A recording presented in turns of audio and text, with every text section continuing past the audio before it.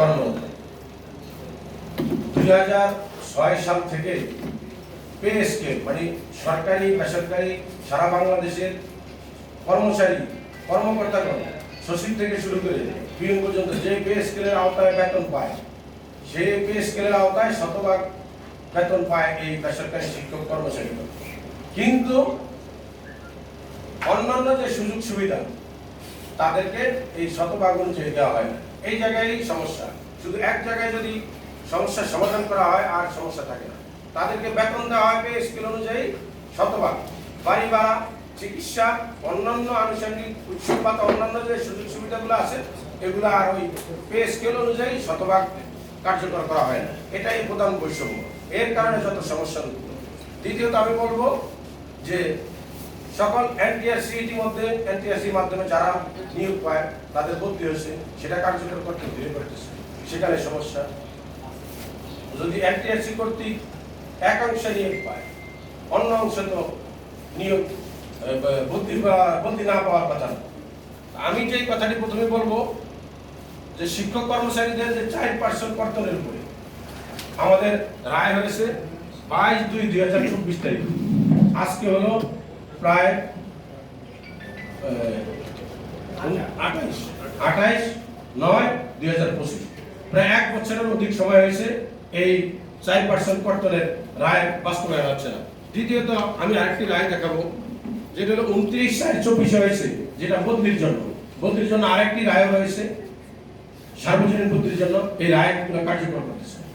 আমি বলবো যে বিভিন্ন শিক্ষকদের শুধু এই বেসরকারি শিক্ষক কর্মচারী নয়, হাই স্কুল, কলেজ, মাদ্রাসা, প্রাইমারি, সরকারি প্রাইমারি, জাতীয়করণ প্রাইমারি, প্রতিটি শিক্ষকদের এই সমস্যাগুলো জিইয়ে রাখা হয়েছে। মানে এগুলোর কোনো সমাধান করা হচ্ছে না। সরকার যায়, সরকার পরিবর্তন হয়, কখনো দলীয় সরকার, কখনো অন্তর্বর্তীকালীন সরকার, কখনো কেয়ারটেকার সরকার, কিন্তু এই শিক্ষকদের সমস্যা যেখানে থাকে সেখানে থেকেই যায়। দেখা যায় শিক্ষকগণ দীর্ঘদিন ধরে কোর্টে আদালতে লড়ে রায় আনলো, সেই রায়কে ডিলে করার জন্য বিভিন্ন অজুহাতে আপিল, রিভিউ, সময় ক্ষেপণ করা হয়। আমি বলবো যে দাবিগুলা শিক্ষকগণ মাঠে করে আসছেন দীর্ঘদিন ধরে, তার পক্ষে যদি আদালতের একটি রায় থাকে হাইকোর্টে, সেটা কিন্তু একটা সমাধান হয়ে যায়, ফয়সালা হয়ে যায়। তারপরে এটাকে জিয়ে রাখার জন্য আপিল করা, তারপরে কালক্ষেপণ করা, এটা আমি সঠিক বলে মনে করি না। আমি বলবো বাংলাদেশ শিক্ষক কর্মচারী বেসরকারি আজকে যারা সংবাদ সম্মেলন করেছে তারা তো রয়েছে, এছাড়া এদের যে সমস্যা 4% কর্তনের যে সমস্যা, বদলির সমস্যা, দ্বিতীয়ত বাড়ি ভাড়া সমস্যা, তারপরে শতভাগ 6 সাল থেকে যে শতভাগ বেতন পাচ্ছে সেই অনুযায়ী তাদের উৎসব, বাড়ি ভাতা, অন্যান্য আনুষঙ্গিক সুবিধা এগুলো প্রদান করতে হবে। এখানে দেখা যায় অনেক শিক্ষা প্রতিষ্ঠানগুলো দীর্ঘদিন ধরে এমপিভুক্ত হয় না, তাদের এমপিভুক্ত করা হয় না। অনেক শিক্ষকরা বিনা এমপিও না হয়ে রিটায়ারমেন্টে চলে যায়।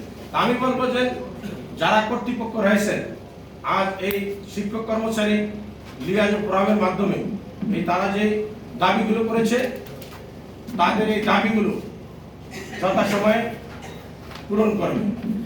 আর আমি বলবো আদালতের যে রায়গুলো রয়েছে শুধু এই 4% কর্তন না, বদলি বাস্তবায়নের রায়, 4% কর্তনের রায়, আমার এখানে আরো অনেক রায় আছে।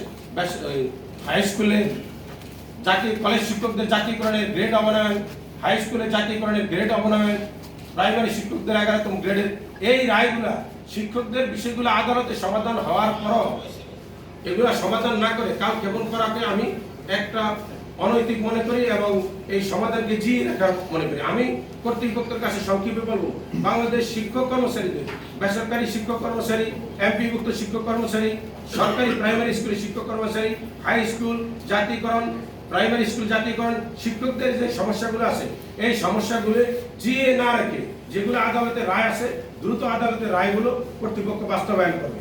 আর যে সমস্ত ব্যাপারে আদালতের রায় যে দাবিগুলো রয়েছে এই দাবিগুলো দ্রুত সময়ের ভিতরে তারা বাস্তবায়ন করবে বলে আমি তাদের কাছে আশা রাখি।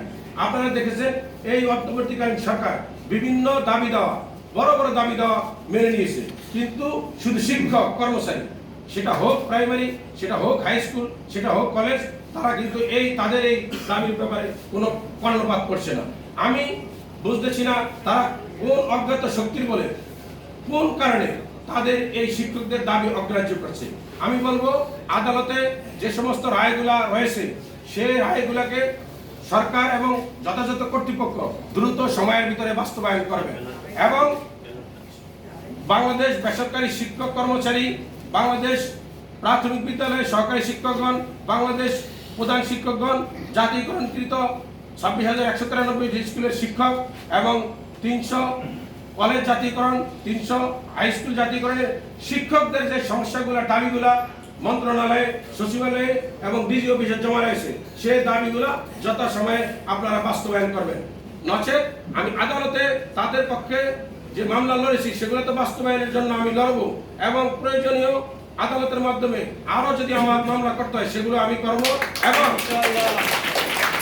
এই দাবির পক্ষে, এই দাবিগুলো বাস্তবায়নের পক্ষে যদি কালক্ষেপণ করে আমরা আগামীকাল থেকে লিয়াজুর রহমানের সাথে আলোচনা করে বিভাগীয় পর্যায়ে আমরা আন্দোলন দিব। এরপরে ঢাকাতে আমরা বিশাল এক মহাসমাবেশের আয়োজন করব।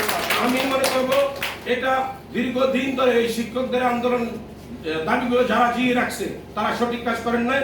আমি বলবো আদালতের রায় এবং শিক্ষকদের যে দাবিগুলো নিয়ে এখনো মামলা হয় না, সকল দাবিগুলো দ্রুত সময়ের ভিতরে কর্তৃপক্ষ পূরণ করবে বলে আমি আশা করি। আমি শিক্ষকদের জন্য আদালতে লড়েছি, আমি এখন শিক্ষকদের জন্য মাঠে থাকবো।